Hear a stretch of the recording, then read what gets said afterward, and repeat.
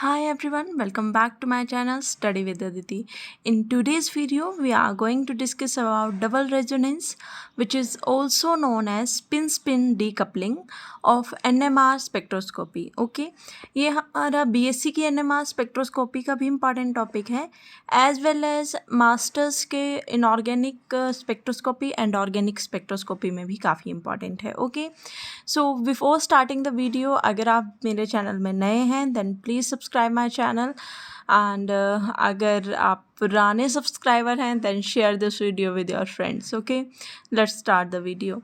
This technique, the technique which involves the irradiation of a proton or a group of proton with sufficient correct intense radio frequency radiation to increases the rate of its transition between two energy state. Okay, अब इसको समझते हैं. एक ऐसी technique जो involve करती है किस चीज़ को, इरेडिएशन, किस चीज़ की, प्रोटॉन की या ग्रुप ऑफ प्रोटॉन. ठीक है, ऐसी टेक्निक जो इन्वॉल्व करती है इरेडिएशन ऑफ प्रोटॉन और a group of proton with sufficient RF radiation, sufficient RF radiation से, ताकि इंक्रीज़ हो जाए rate of transition between two energy state.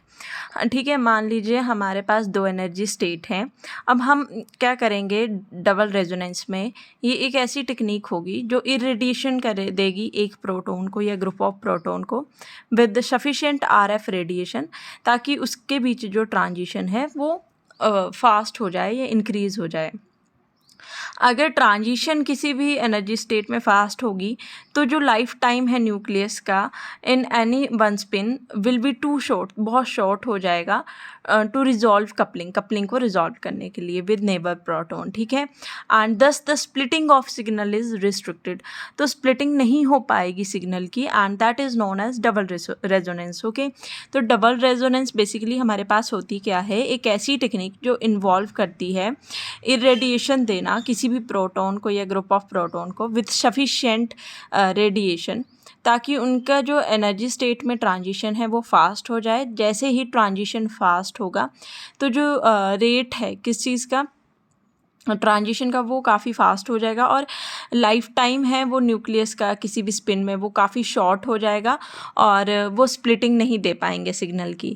And it is called as double resonance. Resonance double क्यों कहा जाता है, मतलब डबल रेजोनेंस इसको क्यों कहा जाता है, क्योंकि किसी भी एनएमआर के इंस्ट्रूमेंट में जब सेकेंड रेडियो फ्रिक्वेंसी सोर्स जो है इरेडिएशन प्रोवाइड करवाने के लिए लिया जाता है तो इसको डबल रेजोनेंस कहा जाता है. ठीक है, एनएमआर में बेसिकली होता क्या है कि हम इरेडिएशन, जो रेडिएशन है वो एक ही बार प्रोवाइड करवाते हैं, बट डबल रेजोनेंस में हम 2 टाइम्स जो है इरेडिएट करेंगे किसी प्रोटॉन को. तो हमें क्या चाहिए, सेकंड रेडियो फ्रीक्वेंसी सोर्स चाहिए. That's why it is known as double resonance. As the multiplet collapse to singlet, और जो हमारे पास मल्टीप्लेट सिग्नल आने थे वो कोलैप्स कर जाएंगे सिंगलेट में in this process, that so it is spin decoupling, इसलिए इसको स्पिन डीकपलिंग कहा जाता है. Now come to condition for spin decoupling, कि कौन कौन सी कंडीशंस होती हैं स्पिन डीकपलिंग की.